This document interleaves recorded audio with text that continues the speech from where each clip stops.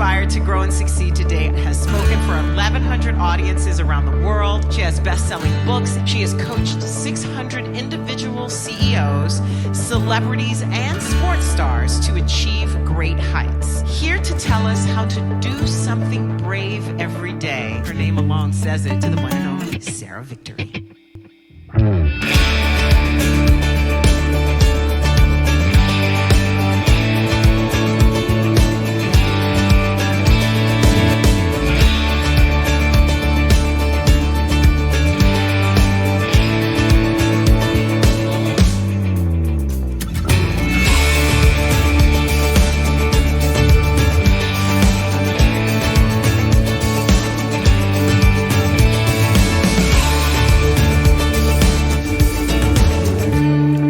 Double your business, double your impact, change the world.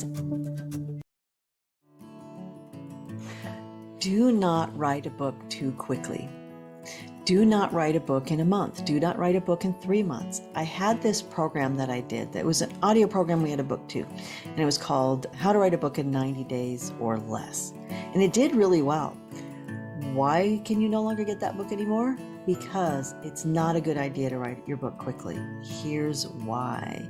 You lose your license to quote, to interview, to talk to anybody that you want to have in that book, who also might be a great connection for you, a great lead for you, a great relationship, a great power partner, a great way to refer business back and forth, a great way to be of service to that company, that organization, that association, a place where they might ask you to come in and speak or to be on their podcast or whatever it is. You lose the ability to reach out to people that you may know only slightly and want to know better, or who may be acquainted to people you know, but you don't know the person that they know.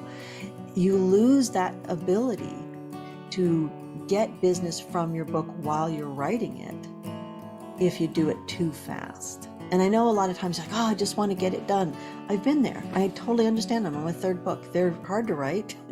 It's challenging. It's difficult. However, the more people you quote in your book, and I figured this out, this is book 4 for me, and I just figured this out, but the more people you quote in your book, the more of an expert you are. You quote from one source and you're a plagiarist, but you quote from 10, 20, 50, 100 sources. Not only you're even more of an expert and come across as more of an expert, but you also have access to connect with people you couldn't necessarily connect with before. People who are going to be excited to talk to you. You're coming in as the buyer. You're coming in as somebody who's saying, hey, I'd like to offer you immortality. How often do you hear that? I would like to immortalize what it is that you think is important in my book. Nobody ever quoted somebody in their book saying something stupid. This is something that's a great honor. Now, unless you're going after Oprah or Mark Zuckerberg or somebody who's got enough press for the next 400 years, most people want to be highlighted in someone's book, want to be quoted in a book. It's a fairly easy thing. It's a fairly low risk thing. Unless somebody's in, middle management and is worried they're going to say something that gets the company in trouble. Most CEOs, up to a certain level of size, part of their job is to get good press. So saying, I would love to quote you in my book, it's a great honor. It's a great way to get through to people. And there are probably people right now in your database that would love to get to know you better, and there's an excuse for you to do it, just to be able to say, I would love to quote you in my book. You're obviously an extraordinary leader. You've done some exceptional things. I've watched you. I know you. I enjoyed going golfing with you, whatever it is. And I would love to quote you in my book because I believe you have something interesting to say. And then in that conversation, you can even go further and say, wow, this was really interesting. I mean, if they're not interesting and like watching paint dry, that's the end of that conversation. You never talk to them again. If they're great, though, I mean, you thank them. I mean, it is helping your book along. But if they're wonderful, then you can say, that one story you told? I loved that. Would you like to be on my podcast? And you have another reason to talk to people that is also honoring of that person. So it's expanding your network, and it's helping you achieve your goals, but it's also helping other people achieve their goals. I don't think you should do something unless it's an actual win-win. They win and you win. You can highlight them. You can highlight their company. You can highlight what they do. It makes such a huge difference.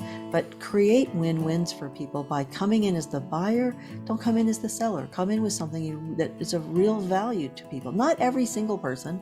Sure, maybe if you don't know them that well, They might ghost you, they might not be interested.